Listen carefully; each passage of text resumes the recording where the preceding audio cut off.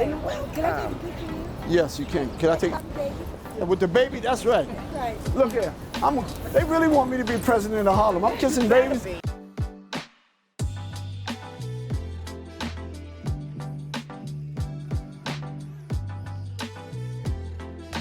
Hi, I'm Maxine. I'm with WWD. We are in Harlem with the Dapper Dan.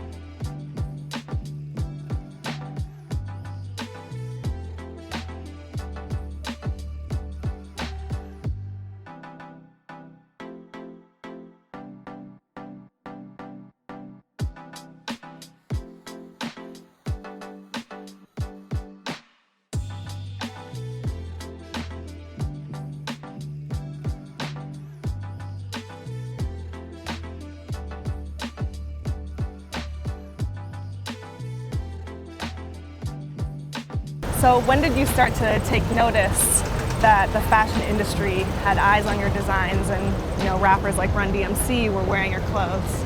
I think it was like the Great Caper, the fight with Mike Tyson in the store. Yeah. When that happened, and then they started associating that with all the rappers.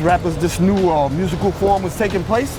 So, but it wasn't more as popular as Mike Tyson. So, but the combination of those two forces coming together, that just took it over the hill, and then that's when they started noticing, and everything got really like chaos, and that's when that led to Sotomayor.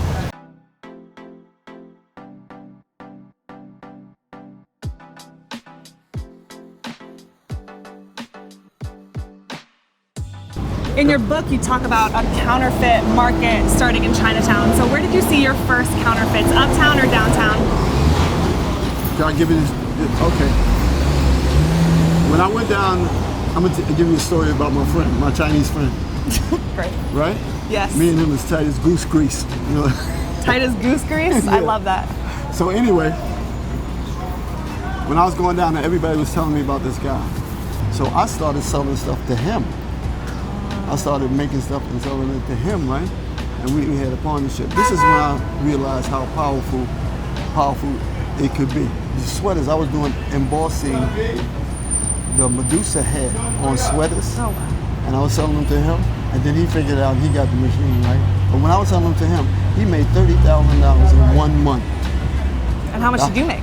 And I ain't even make $5,000 because that's where he had distribution down there, clientele, and he was centrally located, right? Yeah. You know, sometimes you have to look at what you did. You're just doing it, and that became conscious in your mind. I'm saying, wow, you know, it's a product of transformation. You have to see how I did it. I sell furs. What's popular here? Furs, diamonds, gold, you know? And then all of a sudden, Louis Vuitton comes out with a bag, a popular pouch bag. And everybody looks at that bag, and I'm saying, that bag is only like $5 worth of vinyl. Right. What is it about that bag? And then when you look at I look at that bag, I say, it's the symbols. It's the symbols. I say, okay, Harlem. Okay, Harlem. We're going with that. I'm gonna have you walking around like luggage.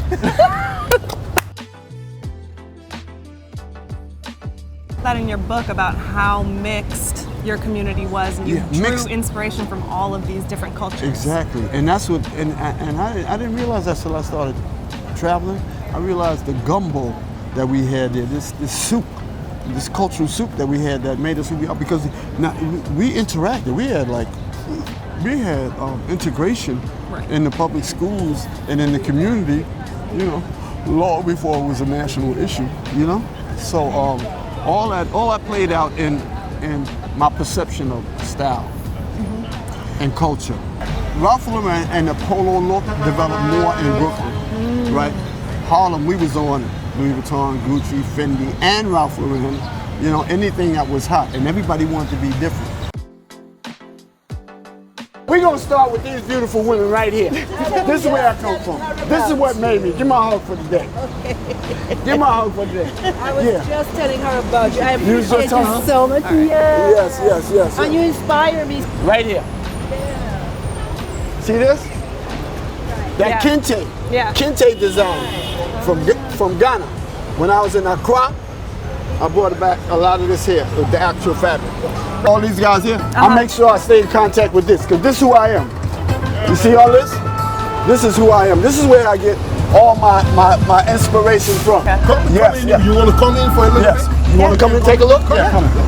Check it out, man. And so what I did was when I went to Africa, I was like dressed up, Western style, you know, fly jiggy style, Harlem style. And when I went over there, they liked what I had on, right? And I said, I like these artifacts though. I said, you want to trade? So I ran up into the hotel, got all my clothes, and came back down and changed them for artifacts that I have in my house today. But and then I had them make me clothes, so that gave me the incentive to later on say, you know what? I'm gonna get me some African tailors, and I'm gonna start my own business. This is the #1 soul food restaurant in the world, Sylvia's. Sylvia's. Oh, you heard of that? I have. Oh, we got you. Got it.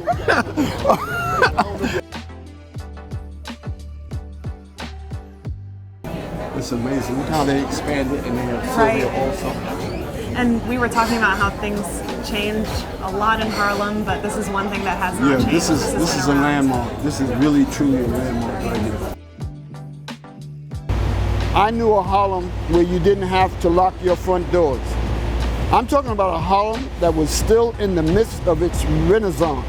A Harlem swinging to jazz and bebop. A Harlem beating with the warmth and life of gospel music by day and teeming with people and excitement and glamour by night.